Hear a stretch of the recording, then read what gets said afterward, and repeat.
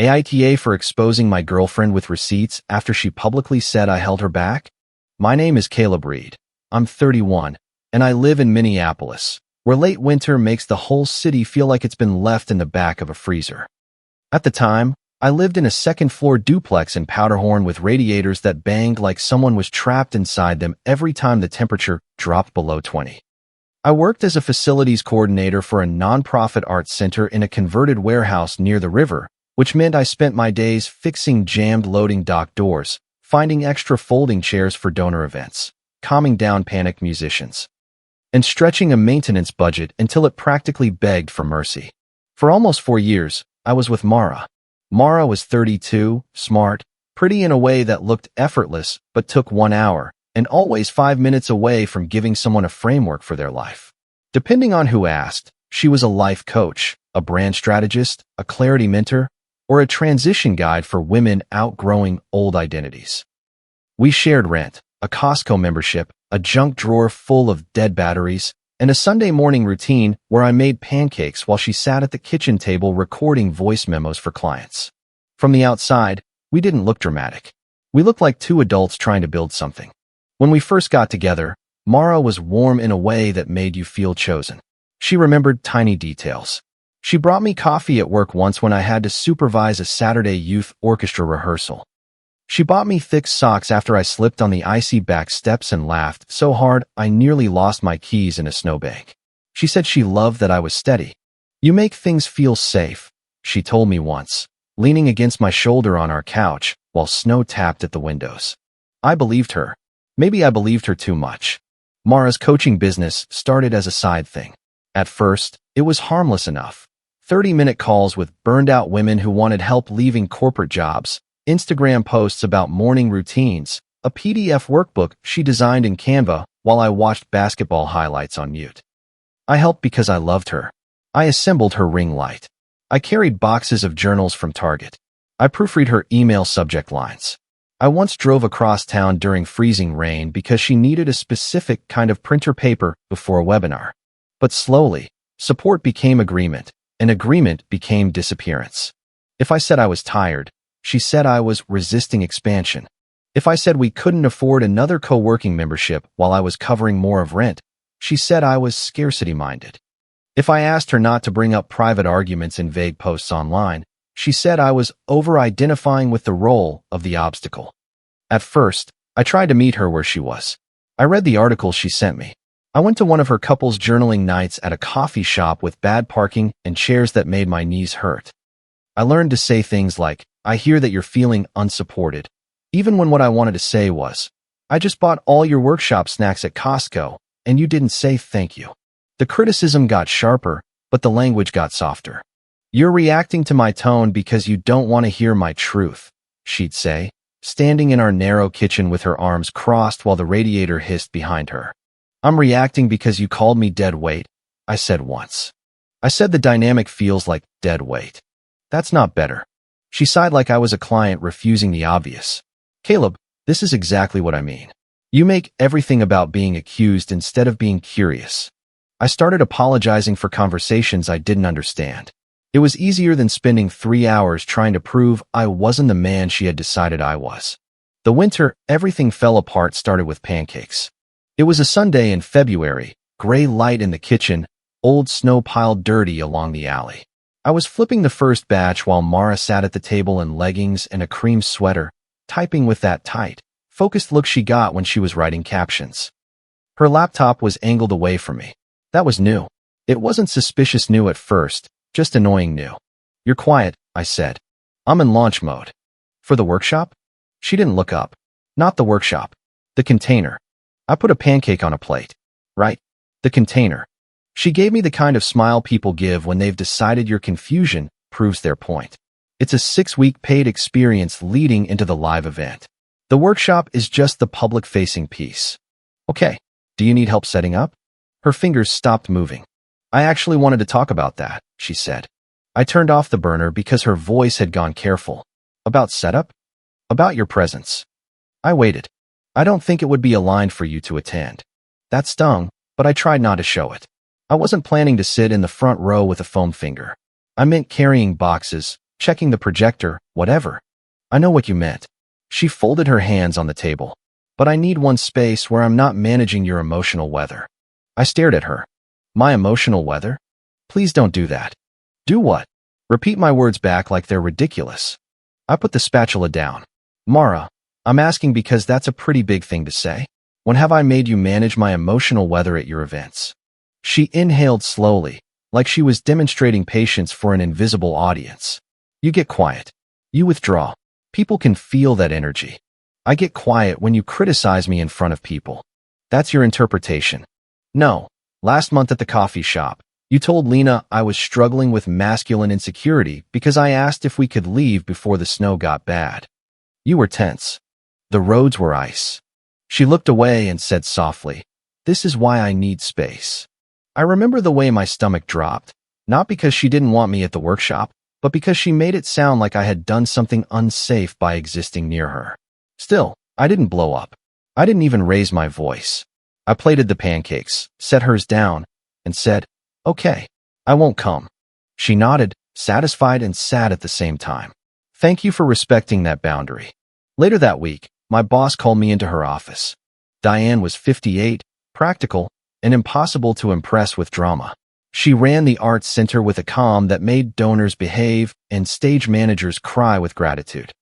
Her office was always too warm because it was above the boiler room, and she kept a bowl of peppermints next to her printer for people who came in anxious. "Close the door, Caleb," she said. My first thought was that something had gone wrong with the building inspection. My second was that a donor had complained about the lobby lights again. Diane waited until I Saturday. "This isn't disciplinary." That, of course, made it feel disciplinary. "Okay," I said. She slid a printed email across the desk. I received this through the general contact form yesterday. It was also copied to our HR consultant. The email had no name attached, just a new Gmail address. It said there were concerns about my emotional volatility, that someone close to me had witnessed escalating instability, and that the organization should be aware before I was placed around vulnerable community members. My ears started ringing. "I didn't do anything," I said, too quickly. Diane's face softened, but only a little. "I didn't say you did. I've never had a complaint like this." "I know." She tapped the paper. "That's why I'm asking carefully. Is someone trying to create a paper trail?" The phrase hit harder than the email. I thought about Mara telling me she needed a space where she wasn't managing my emotional weather. I thought about the way she had started pausing during arguments as if waiting for me to say something usable. "I don't know," I said, but my voice didn't convince either of us. Diane leaned back. "I'm not asking for personal details. But if something outside work is bleeding into work, document it. Keep records. And if you need time to handle a situation safely, tell me." I was embarrassed, angry, and strangely grateful. "Do you think this could affect my job?"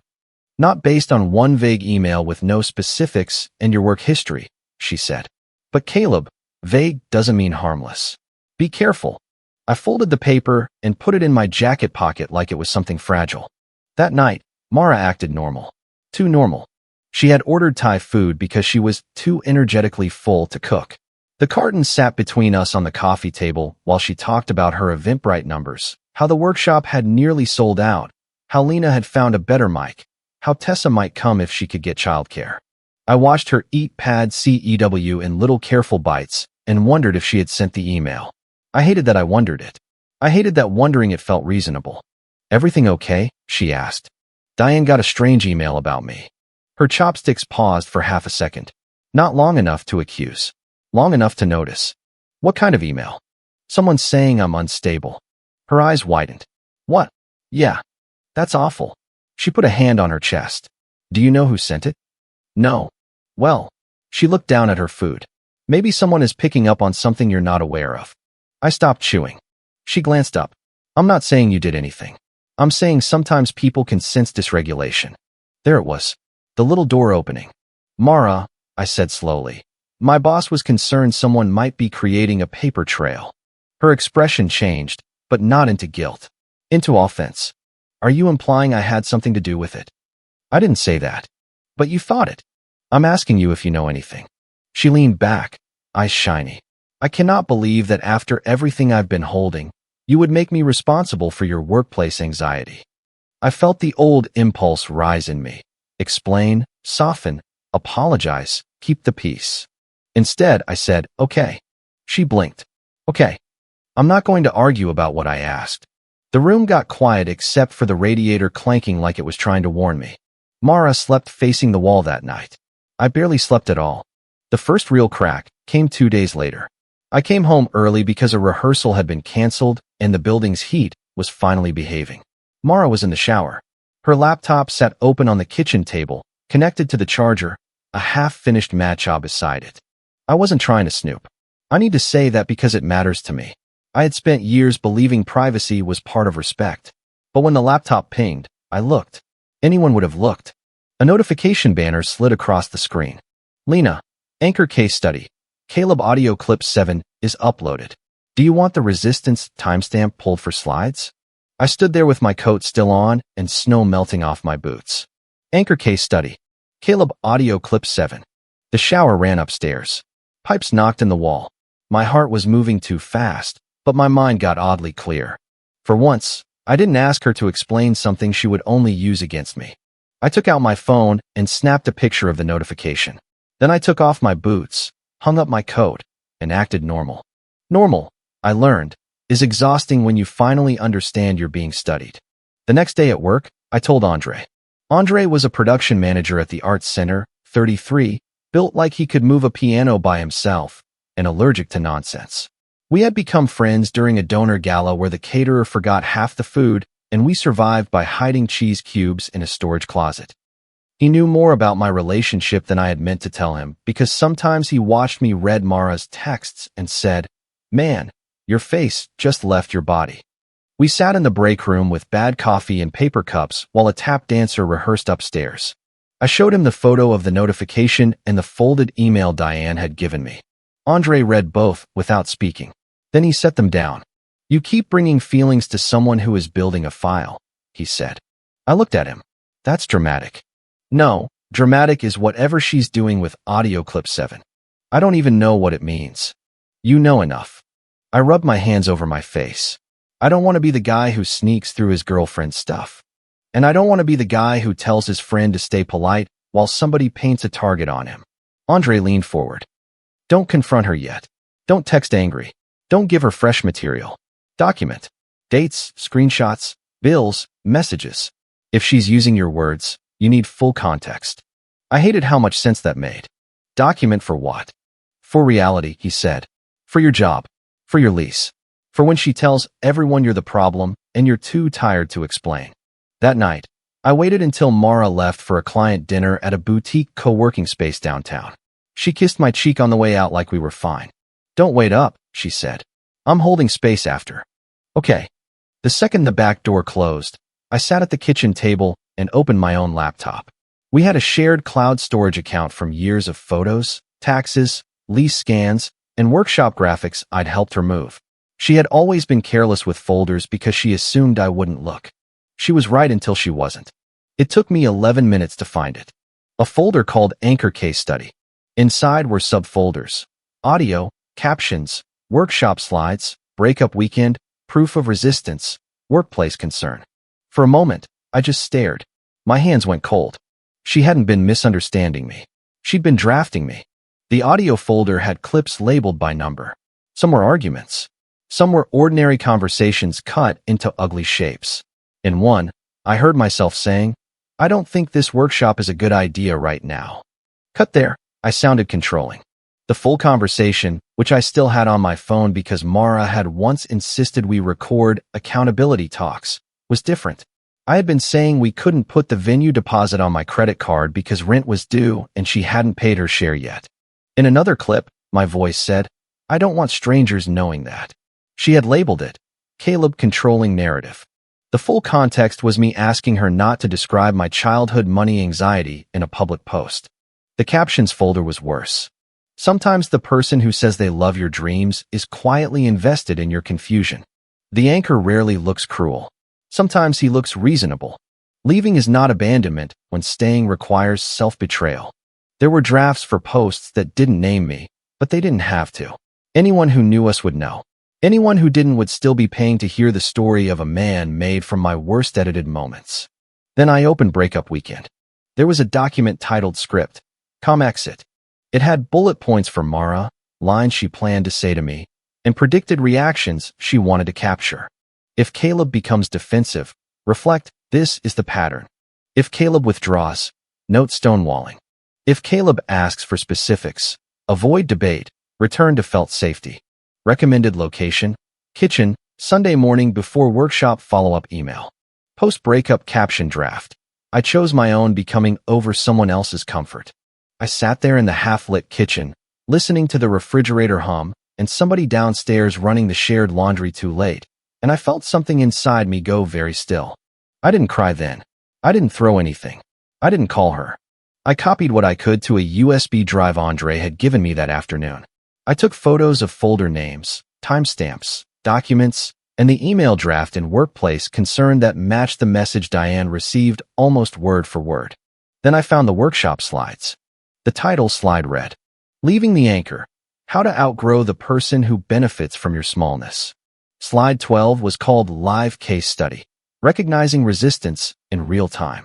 My name wasn't on it, but one speaker note said, Mention C's nonprofit job, stable on paper, emotionally dependent in practice. Another said, Play clip 7 after discussing concern as control. I had to stand up and walk around the apartment because my body wanted to do something with the betrayal.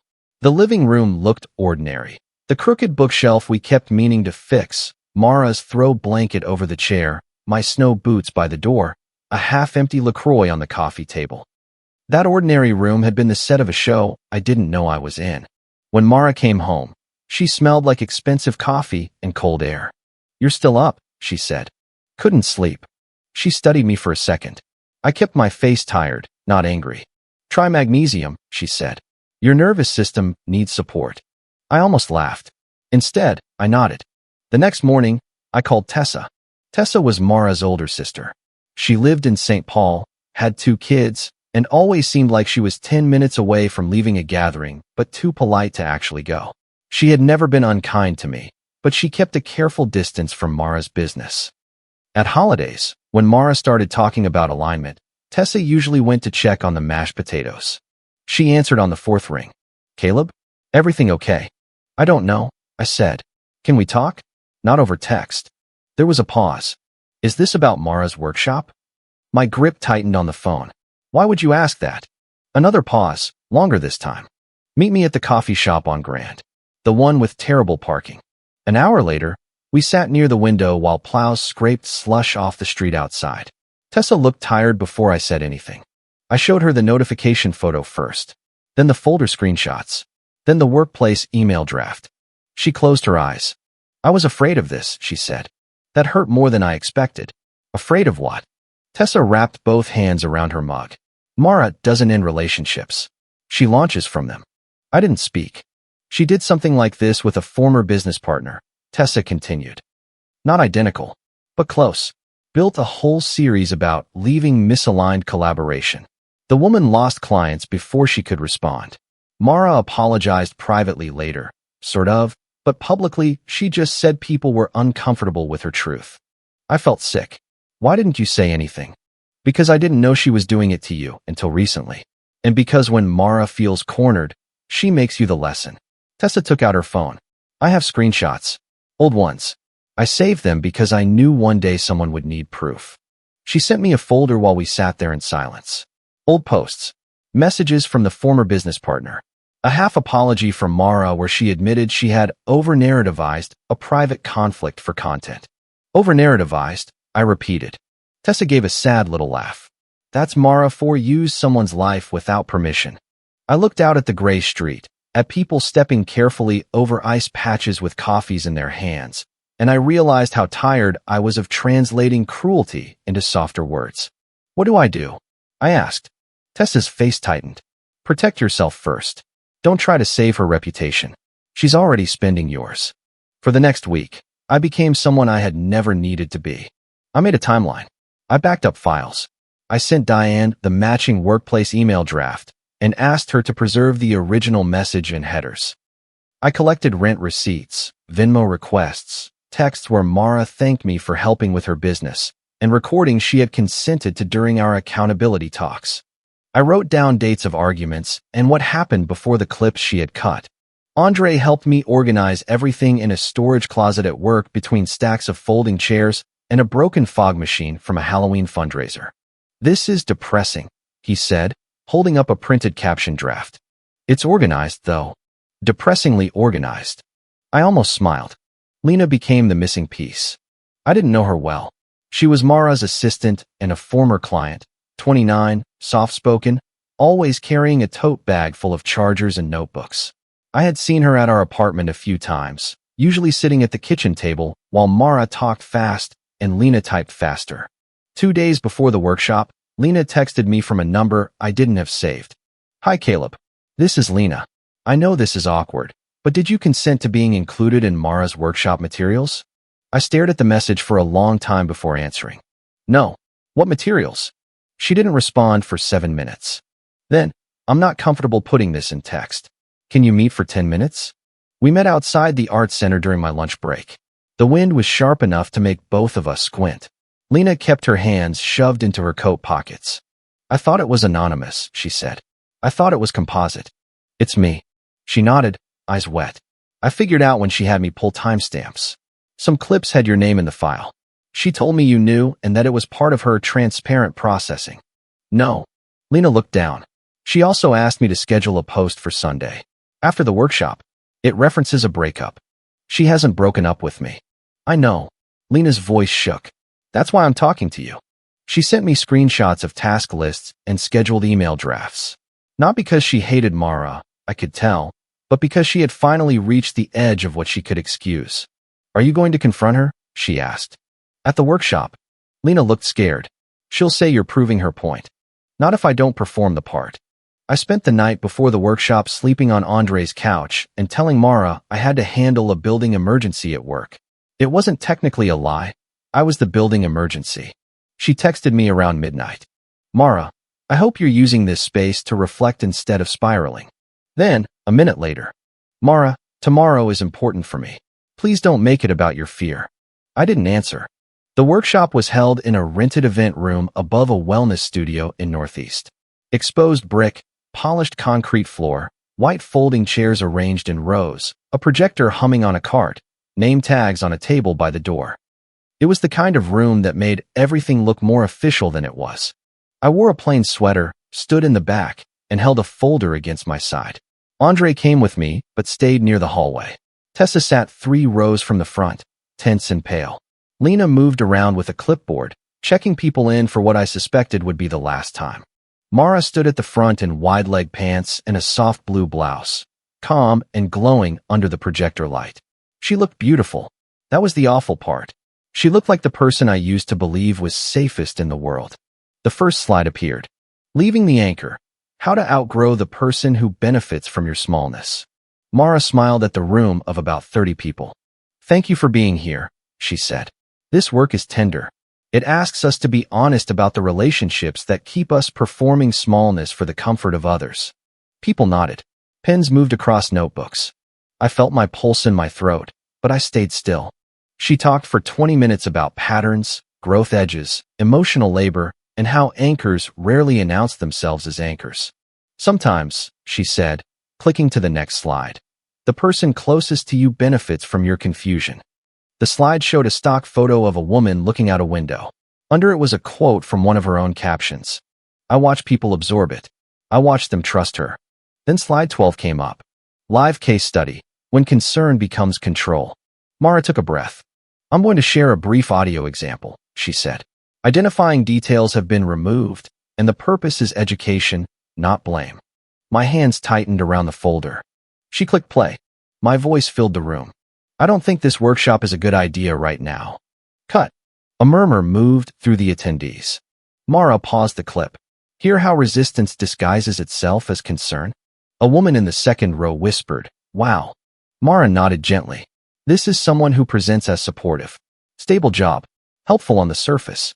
But when expansion threatens the old agreement, concern becomes a leash." That word landed in my chest like a stone. She clicked again. My voice? "I don't want strangers knowing that." Cut. Mara lowered her eyes. Privacy can be valid. But sometimes privacy is a demand that you protect the very system that is shrinking you. I thought about my childhood being turned into content. I thought about Diane's office. I thought about every apology I had given just to make the room quieter. I used to think silence made me mature. That night, silence would have made me complicit. I raised my hand. Mara saw me, and for the first time all night, the polish slipped. Not much. Just enough. Her mouth parted.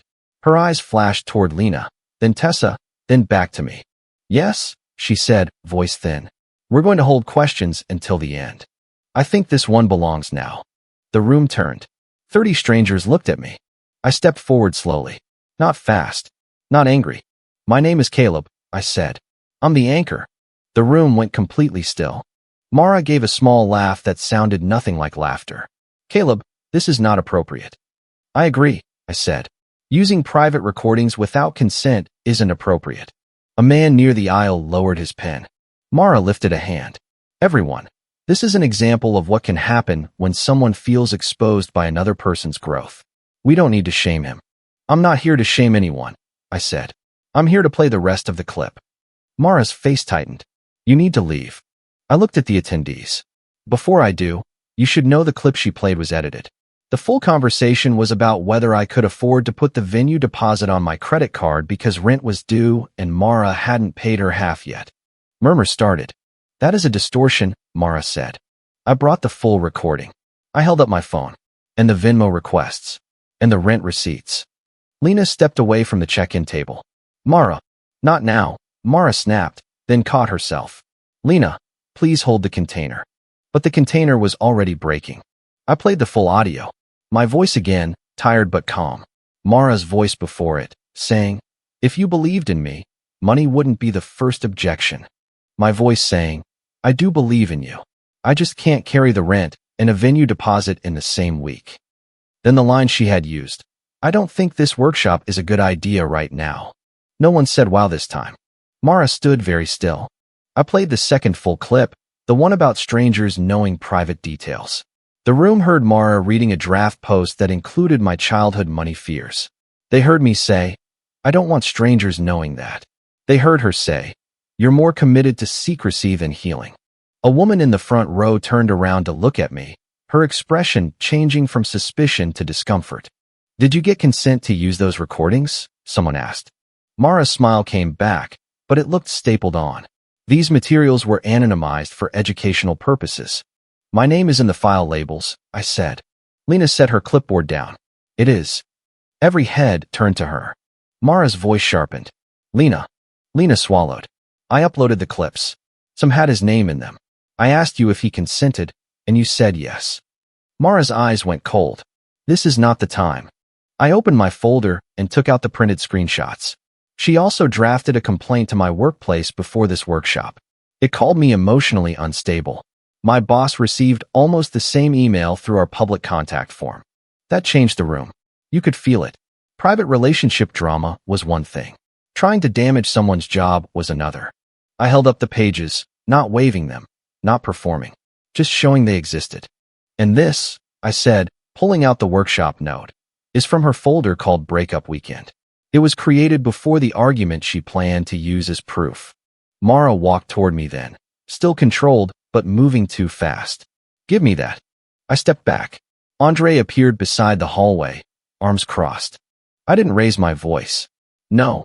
The venue coordinator, a woman with a headset and a worried face, came in from the side door. Someone must have gotten her. What's going on? She asked. Half the room answered at once. I want a refund. Were we listening to private audio? Is this recorded? Did he know? Mara lifted both hands. Everyone, please. This is a disruption by someone who is deeply invested in discrediting my work. Tessa stood up. Mara, she said, quiet but clear, stop. The single word did what all my evidence hadn't. It made Mara look small for 1 second. Tessa had turned to the room. This isn't the first time. Mara's face drained. Don't. Tessa didn't say more. She didn't have to. The room had already shifted from inspiration to calculation.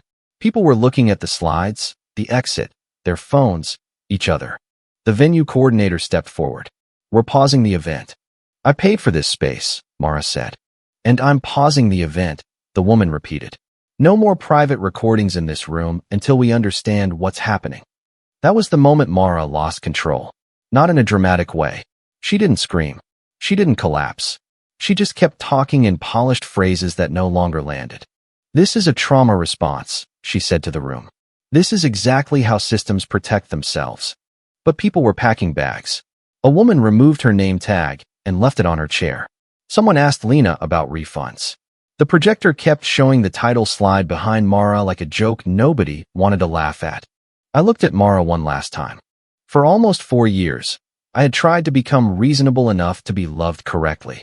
Standing there, I finally understood there was no version of me that would have satisfied her, because the problem was useful to her.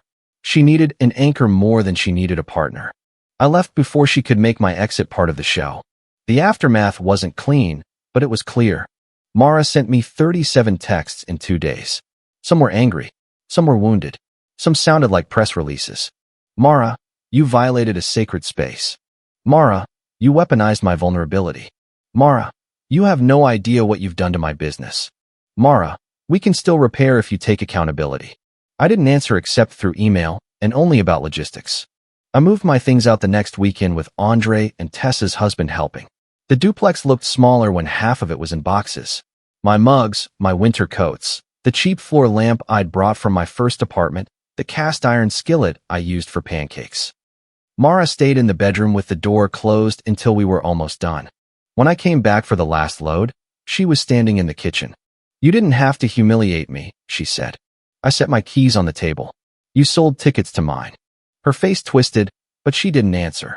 I took my name off the utilities, canceled the Costco household card, separated the phone plan, and paid my final share of rent through Venmo with a note that said, "Final agreed household payment. No further shared expenses authorized." Diane preserved the workplace email and told me, gently but firmly, that the organization considered the matter closed unless more contact came in.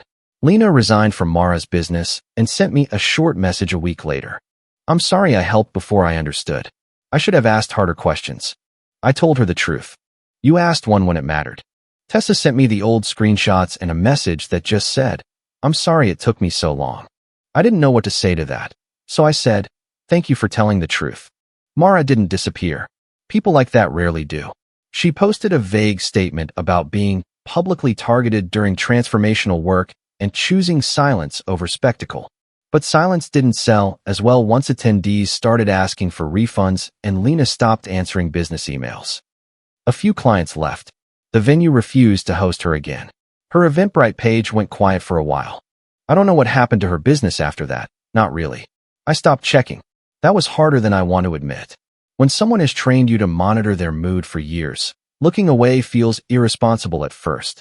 My new apartment was smaller, a one-bedroom in Longfellow with windows that faced a brick wall and a radiator that only made normal radiator sounds. The first night there, I ate takeout on the floor because I hadn't built the table yet. My phone was quiet. No tense text. No correction disguised as care. No long message about my tone. At first, the quiet felt like punishment.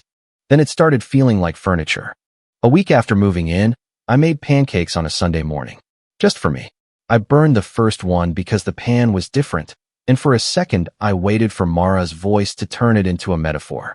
But the apartment stayed quiet. The radiator clicked. A bus sighed at the curb outside. Snow slid from the roof in a soft rush. I ate standing at the counter, wearing thick socks, reading a message from Andre. Andre, you alive? Me, barely. Pancakes are ugly. Andre, ugly pancakes are still pancakes. I laughed for the first time in days. I didn't lose the future Mara and I were building. I lost the audition. The constant, exhausting audition to prove I was supportive enough, calm enough, evolved enough, small enough to be treated with basic kindness. Love should not require you to become evidence in someone else's story. It should not make you rehearse every sentence before you say it. It should not turn your patience into permission. For a long time, I thought peace meant keeping the room quiet. Now I know peace is walking into a room where I don't have to defend the shape of my own life. If you liked it, don't forget to leave a comment and support the channel by subscribing. See you in the upcoming stories.